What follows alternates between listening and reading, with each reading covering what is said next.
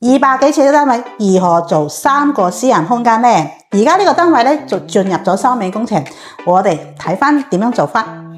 去到門口先，門口位咧，咁我哋就用翻呢邊有個，因為想個闊落嘅空間，咁我哋呢邊咧兩邊都做翻個三角櫃嘅。咁三角櫃呢邊咧，我哋就可以用啲燈帶去晨光，下邊擺鞋啦。咁啊呢邊留空都可以擺翻個拖鞋，上面咧都做翻個儲物嘅。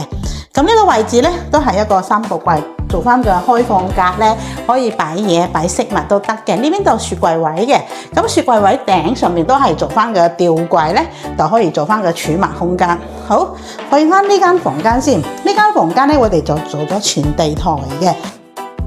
咁尾呢度咧，我哋就做翻個吊衣櫃，有個開放格可以擺嘢。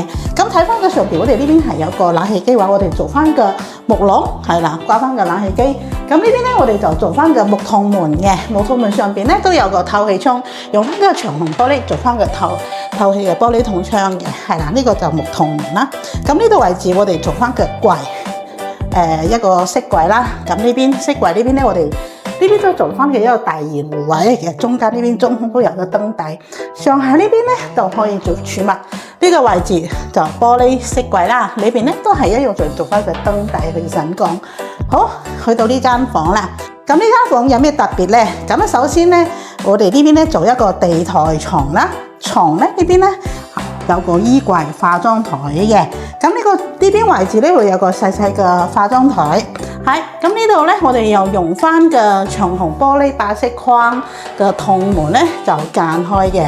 咁有個特別係乜嘢咧？我哋呢邊咧做一個梯級上去嘅梯級，咁啊去到上邊咧係一張床嚟嘅，係啦，上邊咧又可以瞓人啦。咁我哋圍板咧就封到頂，都係一個自己嘅私人空間。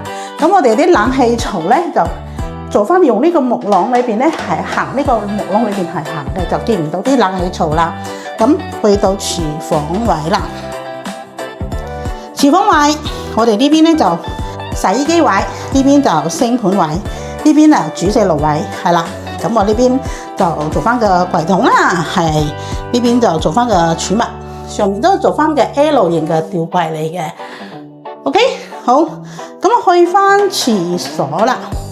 嗱，廁所呢邊咧，我哋又用翻呢隻紋路嘅PT 門啦 ，PT 門打開白色框嘅，咁入到嚟，我哋呢邊都會做翻個固定嘅揀門，因為我哋呢邊用翻嘅曲形嘅嗰個浴室櫃啦，咁呢邊就洗手盆位，咁下邊都可以做翻儲物，呢邊都係有啲薄薄地嘅儲物空間嚟嘅，上邊咧一排鏡櫃，係啦，裏邊都可以擺啲廁紙啊嗰啲啦，咁呢個位置咧會做翻個開放格，擺啲嘢啦，係啊，都可以做翻個儲物。又可以遮翻個喉，呢邊就做翻個洗衣石包喉 ，OK， 好，咁啊呢度就係咁樣啦。咁其實呢個單位咧係一個200幾尺嘅2至3人單位，咁係住緊分新嘅。咁啊油漆呢度咧佢都做翻個297，地磚咧都保留原有嘅地磚唔喐嘅 ，OK。咁呢個咁細嘅單位又可以3個私人空間，咁你中唔中意呢個設計咧？中意嘅，隨時話翻我哋幫你手啦，OK。